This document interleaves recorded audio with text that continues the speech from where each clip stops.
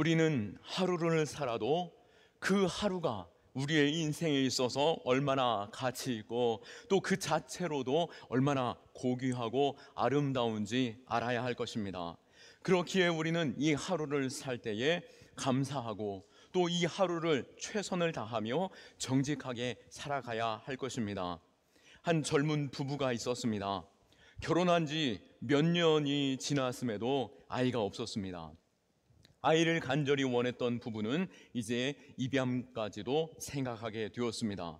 그런데 놀랍게도 마지막으로 시도한 불임치료 시술이 그 임신이 성공하게 되었던 것입니다. 너무나도 행복했던 이 부부는 아직 태어나지도 않은 아이지만 그 아이에게 태명보다도 이름을 직접 정해 주은 것입니다. 각자 이름을 한 자씩 따서 아이의 이름을 정하고 그 이름을 태중의 아이에게 계속해서 부르며 끊임없이 사랑을 속삭였습니다. 그러나 출산을 준비하던 그 부부에게 청천벽력 같은 소식이 전해지고 말았습니다. 태중의 이 아이가 뇌가 없이 생성되었다, 뇌 없이 출산하게 되었다라고 전해진 것이죠. 그렇기에 병원에서는 권면하기를 출산을 포기하는 것이 어떠느냐라고 말하는 것이었습니다. 태어나도 그 아이는 하루밖에 살지 못한다라고 하는 소식을 듣게 된 것입니다. 또 하나의 이야기를 살짝 건네는데요, 비록 아이가 하루밖에 살지 못하지만 아이가 장기 기증을 하게 되면은 다른 아이의 생명을 얻게 되어지는 그 기회가 될 수 있을 것입니다 라고 작게 전하였습니다. 부부는 다른 무엇보다도 지금 태중에서 심장이 뛰고 있는 그 아이를 포기할 수가 없었습니다. 단 하루를 살더라도 또 다른 생명으로 이어지게 될 그 생명이 너무나도 가치 있기에 이 아이를 정말 그 고귀한 생명으로서 태어나고 그 생명의 통로가 되는 아이로 이 생에 바라볼 수 있도록 낳기로 결정했던 것입니다. 그리고 그 아이가 태어나는 그 하루를 눈물로써 또 감동으로써 준비합니다. 드디어 아이가 태어났습니다. 감격과 감동 속에서 출산하게 되었고, 신랑은 그 아이가 태어나는 것을 보는 즉시로 어디론가 급하게 달려갑니다. 바로 지역의 동사무소로 달려갔고 그 아이의 출생 신고를 하게 된 것입니다. 가족의 이름으로 그 아이의 이름을 넣었고, 그리고 가족관계 증명서를 들고 병원으로 달려나와 아내와 함께 그 아이의 이름을 보고 가족됨을 바라보며 눈물로 감동하며 감사하였고, 또 그 아이를 또 다른 생명으로 고귀한 이름 되고 고귀한 생명 되도록 보내주는 안타까운 일을, 또 감동 있고 감격 있는 일을 행하게 되었던 것입니다. 이 이야기는 2001년에 개봉했던 하루라는 영화의 내용이었습니다. 이 영화를 제가 어릴 때에 보면서 생명의 소중함과 또 부모가 그 아이를 얼마나 귀하게 여기고 그 태중에서부터 얼마나 아름답고 펑펑 울면서 간직하면서 그 아이를 존귀하게 여겼던지 그것을 바라보면서 저 역시도 펑펑 울며 그 영화를 봤던 기억이 있습니다. 우리 역시 우리가 호흡하고 있는 지금 이 순간, 바로 이 하루가 얼마나 가치 있고 고귀하고 아름다운 시간인지 우리는 알아야 할 것입니다. 그리고 내가 하루를 살더라도 이 시간에 있어서 그 가치를 귀하게 여기며 우리가 더욱더 힘써 사랑하고 또 우리가 할 수 있는 최선의 일들로 하루하루를 살아가야 하겠죠. 누군가에게는 그토록 바라는 그 하루가 바로 우리가 살고 있는 이 하루가 되는 것입니다. 우리는 이 하루를 살아갈 때에 이 하루가 하나님께서 내게 주신 선물인 줄 알아야 할 것입니다. 우리는 호흡하는 모든 순간 가치 있고 내 삶을 살아갈 때에 나중에 하나님 앞에 설 때에 후회 없이 살았습니다 라고 고백할 수 있도록 하루하루 최선을 다해 살아가야 할 것입니다. 전도서는 솔로몬이 기록한 책입니다. 전도서를 볼 때 우리는 인생이 얼마나 허무한가를 생각하게 되는 것이 우리의 당연함일 것입니다. 그 1장에서부터 솔로몬은 이렇게 결론을 짓고, 인생에 대한 결론을 짓고 또한 우리에게 질문을 던집니다.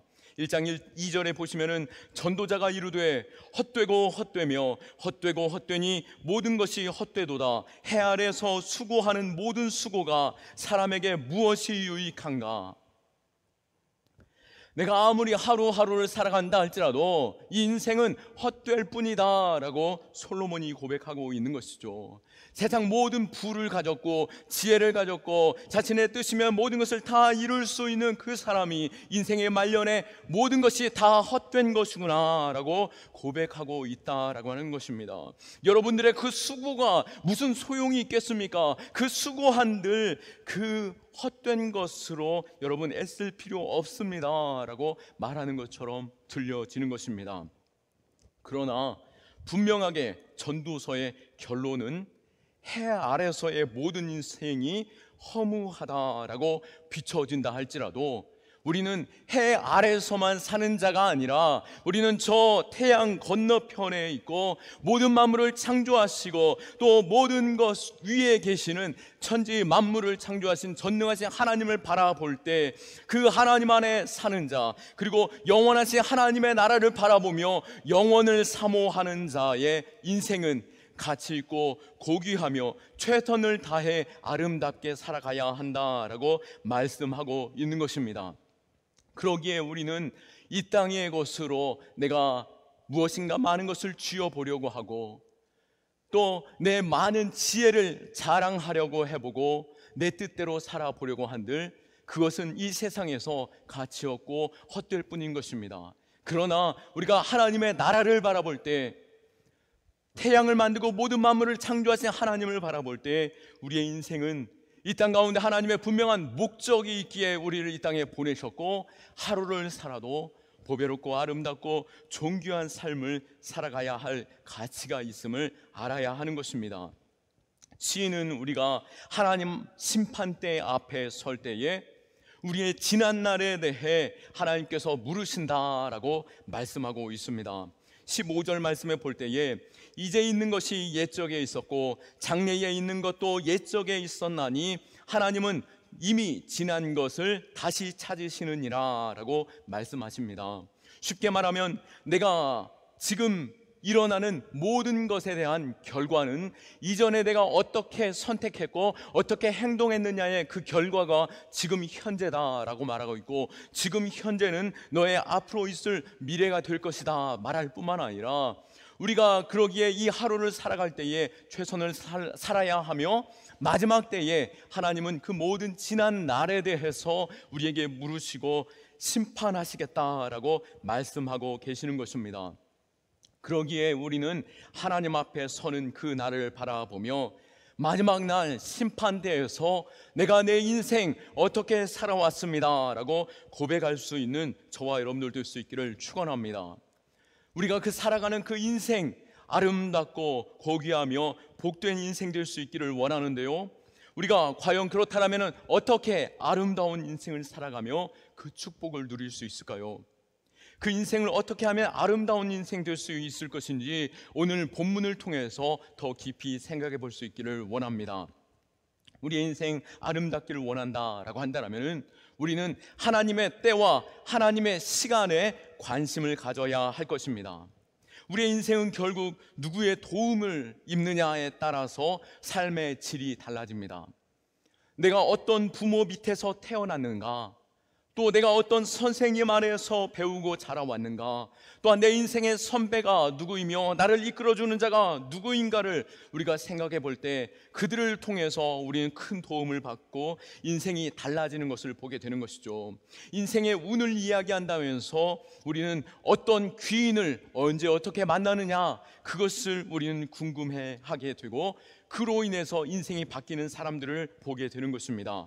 그러나 우리가 모든 인생에 있어서 더 중요한 만남은 무엇입니까? 우리로 하여금 진정 복되게 하시는 만남, 그것은 바로 하나님의 도우심이 없이는 우리가 결코 복된 삶을 살 수 없는 줄로 믿으시기 바랍니다. 모든 일의 성취의 결과적으로 하나님의 손, 하나님의 강한 오른손이 우리를 붙들어 주셔야만이 우리는 복된 삶을 살고 또 행복한 삶을 살게 되는 것입니다. 오늘 솔로몬은 누구입니까? 그 지혜로운 자는 무엇이라고 말씀하고 있습니까? 그는 아마 모든 일을 행할 때에 자신이 가진 그 지혜로서 또 자신이 가진 그 놀라운 감각적인 그 선택과 또 어떤 일에 있어서도 그 누구보다도 완벽에 가깝게 계획하고 준비하는 자였을 것입니다. 그것을 계획하고 그것을 추진해 갈 때 그 일에 있어서 누구보다도 완성된 결과들을 볼 수 있었겠죠. 그러나 솔로몬이 그 인생을 뒤돌아보면서 무엇이라고 말하고 있습니까? 잠언 16장 9절 말씀에 볼 때에 사람이 마음으로 자기의 길을 계획할지라도 그 걸음을 인도하시는 이는 여호와시니라 라고 말씀하고 있습니다. 우리가 인생을 살아갈 때 지금 이때 하나님께서 허락하신 그 모든 것들, 왜 하나님께서 내가 내 인생에 있어서 그 사람을 어떻게 만났을까?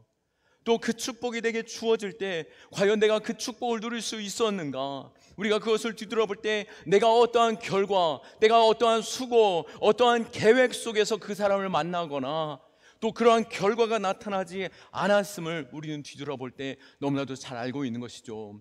세상 사람들은 그것을 운이라고 말할 수 있겠지만 그 모든 것이 하나님의 섭리요, 하나님께서 만나게 하셨고 하나님께서 그것을 통하여 축복하시는 줄로 믿으시기 바랍니다.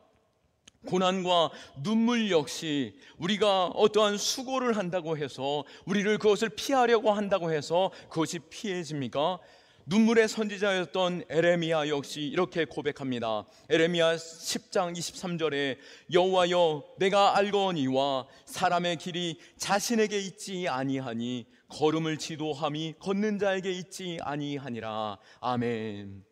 우리가 달려가는 그 길, 그리고 우리의 길을 가는 것에 있어서 인도하심, 그것은 바로 우리의 뜻과 우리의 계획에 있는 것이 아니라 하나님의 계획 아래에 있는 줄로 믿으시기 바랍니다. 그리고 하나님의 계획과 하나님의 때에 있을 때 그 시간이 가장 아름답고 고귀하며 복된 줄로 믿으시기 바랍니다. 11절 말씀에 하나님이 모든 것을 지으시되 때를 따라 아름답게 하셨다라고 말씀하고 있습니다. 그렇다면 우리는 하나님의 때가 언제인 줄 알 수 있습니까? 11절 하반절에서 그러나 하나님이 하시는 일의 시종을 사람으로 측량할 수 없게 하셨도다 라고 말씀하신 것처럼 지금 당장 내가 볼 때는 이게 과연 복일까? 이것이 과연 잘 되는 일일까? 세상의 시선으로 볼 때 이것으로 하여금 내가 실패를 경험하는 것처럼 느껴진다 할지라도 우리 하나님은 결코 실수하는 분이 아니시고 우리가 혹 잘못된 선택을 했다 할지라도 그것을 선으로 바꾸시는 하나님이신 줄로 믿으시기 바랍니다. 그러기에 하나님을 신뢰하고 하나님의 때에 감사함으로 은혜를 고백할 수 있기를 축원합니다.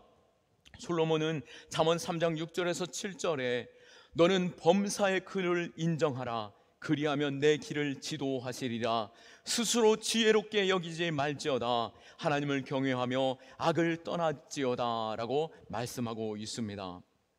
내가 아무리 내 뜻대로 계획하고 내 방법으로 선택한다 할지라도 우리의 길을 인도하시고 복 주시는 분은 하나님이십니다. 그를 인정하라라고 말씀하신 것처럼 모든 일에 하나님을 인정하고 하나님을 경외하는 가운데 악을 떠나는 저와 여러분은 될 수 있기를 축원합니다. 그렇다면 또 우리는 우리의 인생에 있어서 어떻게 하면 아름다운 인생을 살 수 있을까요? 두 번째로는 내게 하나님께서 허락하신 이 모든 시간과 현실에 있어서 감사하며 하나님께 고백하는 것입니다. 해 아래 허무한 인생을 극복하는 구체적인 방법을 하나님께서는 말씀하시죠. 12절 상반절 말씀에 사람이 사는 동안에 기뻐하며 라고 말씀하고 있습니다. 사람이 사는 동안 내가 살고 있는 지금 이 시간, 이때, 이 순간, 이 호흡하는 이때에 더욱더 기뻐하라라고 말씀하고 있는 것이죠. 기뻐할 것이 없을 것 같은 이 상황 속에서 나로 하여금 낙심케 하고 나로 하여금 주저앉게 만드는 그 상황조차 하나님께서 허락하셨다라면은 내게 당연함으로 그 주신 것에 있어서 감사함으로 받을 때에 그것이 내게 은혜로 바뀌어지는 줄로 믿으시기 바랍니다. 앞에서 우린 찬양했죠. 우리에게 주신 것들이, 그 모든 것들이 당연하게 여긴 것처럼 느껴지지만 그것이 은혜였음을 고백하고 있는 것입니다. 내가 누려왔던 모든 것들이, 내가 지나왔던 모든 시간이, 내가 걸어왔던 모든 순간이 당연한 것 아니라 은혜였소. 내가 이 땅에 태어나 사는 것, 어린아이 시절과 지금까지 숨을 쉬며 살며 꿈을 꾸는 삶, 당연한 것 아니라 그것이 은혜였소. 모든 것이 은혜, 은혜, 은혜, 한없는 은혜, 내 삶에 당연한 것 하나도 없었던 것을 모든 것이 은혜, 은혜였소. 때로는 그것이 당연한 것처럼 느껴지고 때로는 그것이 나로 하여금 좌절케 하고 주저앉게 만드는 것이라 할지라도 우리 하나님은 결코 실수하지 않으시는 분이십니다. 그 모든 것들이 내게 은혜로 주신 줄로 믿을 때에 그 모든 순간이 내 생에 있어서 아름다운 시간이 되는 것이고 복된 시간이 되는 것입니다.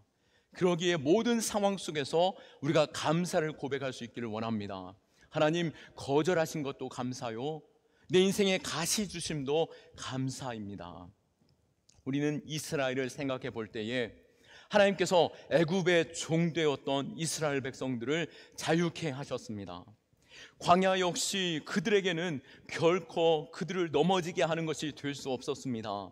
하나님이 그 광야에서 매일매일 만나와 메추라기로 먹이시고 입히시고 구름기둥과 불기둥으로 인도하셨죠.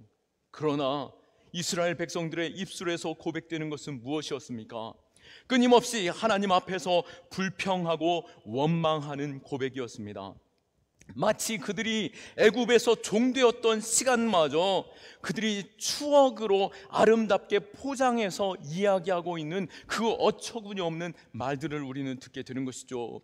그곳에 있었다면 내가 고기를 먹었을 텐데, 그곳에 있었다면 내가 편하게 살았을 텐데, 아니요, 그들은 고기를 먹은 것이 아니라 고기 찌꺼기의 그 거품들을 먹었고 그들은 그곳에서 채찍에 맞으며 하루하루 눈물로 살아가고 있었던 것이죠. 그럼에도 불구하고 그들의 인도하신 그 하나님 앞에 감사하지 못함으로 어떻게 되었습니까? 그들이 고백하는 그 원망의 소리를 하나님이 들으셨습니다. 그리고 그 신음조차도, 우리의 작은 신음조차도 들으시는 하나님은 우리의 원망의 소리까지도 들으시고 그에 대해서 하나님께서 분명히 말씀하시는 것이죠. 민수기 14장 27절에서 29절, 나를 원망하는 이 악한 회중에게 내가 어느 때까지 참으랴? 이스라엘 자손이 나를 향하여 원망하는 바 그 원망하는 말을 내가 들었노라. 그들에게 이르기를 여호와의 말씀에 내 삶을 두르고 맹세하노라. 너희 말이 내 귀에 들린 대로 내가 너희에게 행하리니 너희는 시체가 이 광야에 엎드려질 것이다. 얼마나 끔찍하고 무서운 말입니까? 그러나 내 입술에서 말하는 그대로 행하시는 그 하나님, 우리의 입술에서 감사를 말하고 우리의 입술에서 그 모든 것조차 기뻐하며 하나님께 감사로 여기며 소중히 여기고 그 일에 있어서 기뻐함을 고백했을 때에 하나님은 그 모든 것조차 기쁨으로 바꾸시고 감사로 바꾸시고 은혜로 바꾸시는 줄로 믿으시기 바랍니다. 우리가 감사할 때 이 하루는, 바로 오늘은 어제보다 더 가치 있고 더 좋은 날이며 더 기쁜 날이 되는 줄로 믿으시기 바랍니다. 그러기에 오늘 이 하루를 살아갈 때 하나님 앞에 감사함으로 아름답고 복된 날 될 수 있기를 축원합니다. 마지막으로 우리의 인생이 또 아름답게 하는 것은 무엇이라고 말합니까? 그것은 바로 도덕적이고 영적인 삶을 살아가는 것이라 말하고 있습니다. 12절 하반절 말씀에 선을 행하는 것보다 더 나은 것이 없는 줄을 내가 알았고 라고 말하고 있는 것이죠.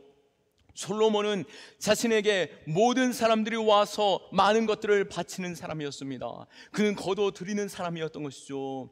우리에게 모든 것들을 누가 준다라고 한다면 얼마나 기쁘고 감사하겠습니까? 복되겠습니까? 그가 가진 지혜는 그 세상 무엇으로도 비교할 수 없는 지혜였고, 그 뜻대로 마음대로 자기가 말하는 대로 다 이루어지는 그 삶을 살았던 것이죠.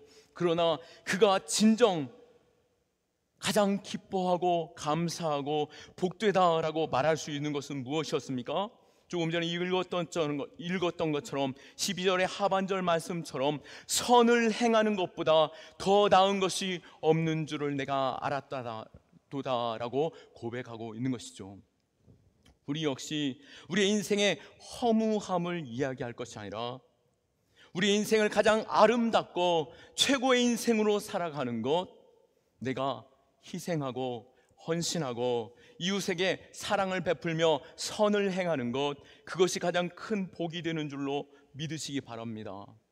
처음에 이야기했던 그 영화의 이야기, 하루를 살았다 할지라도 그 생명으로 다른 생명들을 낳는 그 축복이 그 가정에게 있었던 것이죠. 우리 교회 역시 매년 추수감사절 전후로 우리의 지역을 돌아보며 봉사와 사랑을 나눕니다. 각 전도회별로 각 동이 나누어져서 그 동을 가난한 자들, 또 그 동사무소를 통해서 외롭고 힘겨워하는 이들에게 사랑의 선물을 나눕니다. 물론 교회적으로도 많은 재정이 들어가기 때문에 교회 상황을 아시는 분은 왜 굳이 이렇게까지 꼭 이때에 그렇게 해야 되느냐라고 말씀하시기도 하시고, 또 때로는 억지로 외면하시기도 하시죠. 왜 그렇습니까? 교회를 사랑하시기 때문인 것이죠. 하지만 우리 안에 하나님께서는 더 큰 기쁨 주시기를 원하시고 더 큰 축복 주시기를 원하시는 분이십니다. 그러기에 하나님께서 분명히 말씀하시는 것은 너희가 하나님을 사랑하는 것처럼 너희가 내 이웃을 내 몸과 같이 사랑하라 라고 말씀하셨고, 그것이 바로 교회의 사명으로 주신 것이죠. 우리의 인생을 살아갈 때에도 우리에게 주신 모든 것들이 은혜이지만 그 은혜는 우리에게 청지기로서 맡겨주신 것인 줄로 믿으시기 바랍니다. 우린 그것을 잘 관리하고 그것을 이웃에게 잘 섬기면서 사용할 때에 하나님께서는 그것을 더 큰 복으로 우리에게 주시고 더 많은 것들로 나누게 하시는 분이신 것이죠. 여러분, 부자 되기 원하십니까? 내게 돈 주세요라고 기도하기보다도 물질을 잘 관리하는 지혜를 주세요라고 기도할 수 있기를 축원합니다. 우리가 물질을 잘 관리하고 하나님의 뜻대로 물질을 관리하며 나눌 때에 하나님께서는 더 큰 복으로 우리에게 채워주시는 것이죠.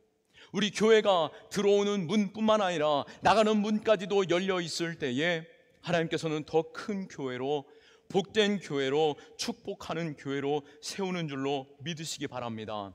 또 이 지혜를 자녀들에게 남기는 유산으로 주어야 하겠죠. 탈무드에 이런 얘기가 있습니다. 어떤 사람이 외투를 샀는데 그 안 주머니를 열어보니 커다란 보석이 들어있었다라고 하는 것입니다. 아무도 본 사람도 없고 어차피 내가 돈을 주고 산 거니 이거 횡재한 거구나 라고 말하면서 자기의 것으로 취하였습니다. 그런데 하룻밤을 자고 다음 날이 되어도 마음은 계속해서 찜찜해서 영 편치 않아서 괴로웠던 것입니다. 그래서 그 마음을 가지고 지혜자인 랍비에게 찾아가서 물었습니다. 선생님, 제가 외투를 샀는데 그 안에 큰 보석이 있었습니다. 어떻게 해야 합니까? 그때 랍비는 묻습니다. 자네 외투를 샀는가? 보석을 샀는가? 외투를 샀습니다. 그러면은 보석을 산 것이 아니니 도로 가져다 주게라고 말하는 것입니다. 그런데 보석을 가져다 줄 때에 자네는 반드시 자네의 아들을 데리고 가게, 그러면 그 보석보다도 더 큰 보석을 얻게 될 것일세. 바로 그 보석은 정직인 것이죠.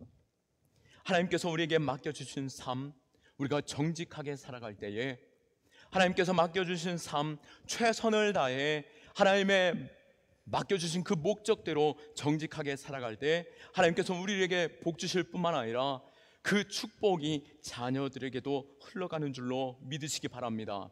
더 가치 있는 것, 잠깐 이 땅에서의 허무한 그 물질을 붙잡는 것이 아니라 영원하신 하나님의 나라, 복, 그 가치 있는 것을 바라보며 복을 누리실 수 있는 저와 여러분들 다 되시기를 예수 그리스도의 이름으로 축원합니다. 아멘. 우리 하나님께 영광의 박수 올려드리겠습니다.